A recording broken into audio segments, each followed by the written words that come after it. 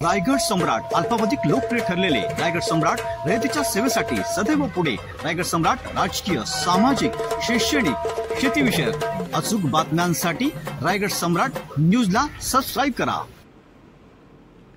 रायगड जिल्हा परिषद शाळा शिवणसई आंबे येथे मोफत छत्री वाटप। पावसाळ्याचे दिवस चालू असून अनेक विद्यार्थ्यांना येण्या जाण्यासाठी पावसापासून संरक्षण होण्यासाठी आज बुधवार दिनांक 9 जुलै रोजी रायगड जिल्हा परिषद शाळा शिवणसई आंबे येथे रिडगर गावचे ॲडव्होकेट सौ रेश्माताई गुरुनाथ भोपी व श्री गुरुनाथ भिवा भोपी यांच्याकडून शिवणसई शाळेत विद्यार्थ्यांना मोफत छत्री वाटप करण्यात आले। या कार्यक्रमासाठी प्रमुख पाहुणे ग्रुप ग्रामपंचायत दुंद्रेचे थेट सरपंच सुभाष शेठ भोपी उपस्थित होते। तसेच यावेळी उपस्थित मान्यवर ॲडव्होकेट गुरुनाथ भोपी, माजी सरपंच भारत भोपी, दुंद्रे ग्रामपंचायतीतील सर्व सदस्य, विश्वास पाटील, ग्रामसेवक अजिनाथ खेडेकर, संतोष पाटील, विजय पाटील, जगदीश पाटील, सुभाष पाळकर आदी मंडळींसह शाळेचे मुख्याध्यापिका व शिक्षक वृंद, महिला मंडळ शिवणसई आंबे येथे आदी उपस्थित होते। आज आम्हाला एवढा अभिमान वाटतो।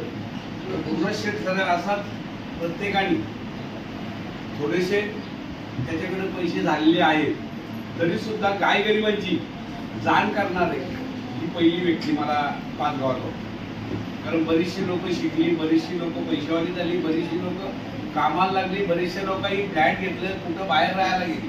पण हे आपल्या पायरी किंवा आपल्या मातीवर राहून आपल्या मातीशी जी नाळ जुळवतो तो आपला माणूस असतो।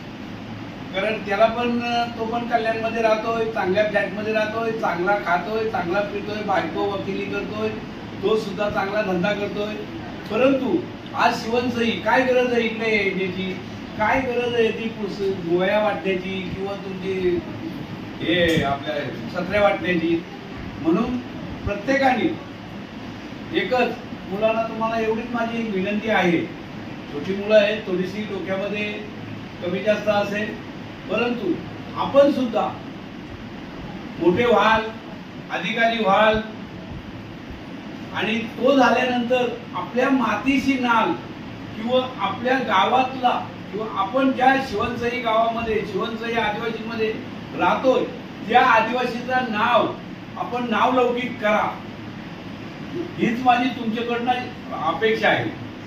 आणि आम्ही सरपंच मॅडम बोलले आम्ही काय करतो, आम्ही का करतो मॅडम, एकदा तुमच्या शाळेमध्ये आम्ही आलो होतो, थोडंसं आम्हाला बसायला नाही भेटलं, मागून ही चूक तुम्ही सावरली आणि आता आल्यानंतर आम्हाला एवढं वाटतं की शिवणसईची शाळा निवडावी। आता सुद्धा दुसरं एक 5-10 लाखाचा निधी आहे आणि शिवणसईच्या शाळेला देण्याचं मान्यता म्हणजे आमच्या मनातून झाले, पण ते आता आचरणात आम्ही आणू तोडावे सर।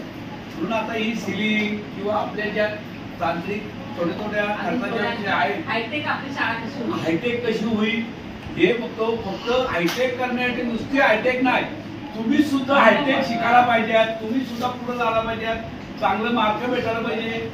आणि त्याच्यात ग्रामस्थ सुद्धा विजय दादा सर यांच्यासाठी सगळी मंडळी चांगली आहे, विश्वास आमचा आहेच वाहिलेला सर्वांना।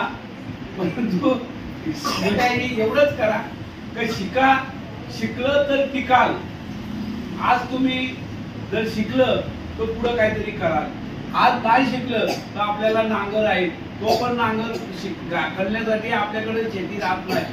आपल्या आई वडिलांनी प्रत्येकाच्या लग्नाला कशाला कार्यक्रमाला जमिनी विकत चाललेले, जमिनी संपत चाललेले, ती नांगर पण राहत नाही। मग आपल्याला कुठंतरी कुठल्या तरी बिल्डिंगच्या जवळ वॉचमॅन राहायला लागणार आहे हे करणं। म्हणून तो जर तुम्हाला जर तो काळाचा असेल तर तुम्ही शिकल तरच तो टिकल आज मार्केटमध्ये। आणि आपल्याकडं आता थोड्या दिवसातच औद्योगिकरण वाढत चाललेलं आहे, त्याच्यासाठी आपल्याला कुठं चांगलं जॉब लागत असेल ते जॉब लागतील। जॉब शिकण्याची तुमची जर आज शिकले तर तुम्ही ते कोर्स घेऊ शकता, बरेचसे गव्हर्नमेंटनी कोर्स काढलेले आहेत। म्हणून एवढीच मॅडम विचार आहे, मुलांना थोडंसं आपल्या पायातून थोडं कमी असेल तर तुम्ही तयार करा आणि तयार करून कशी आपल्या शिवणसई पाच गावातून मुलं चांगली होतील एवढी माझी मनोमनी तुमच्याकडनं अपेक्षा आहे।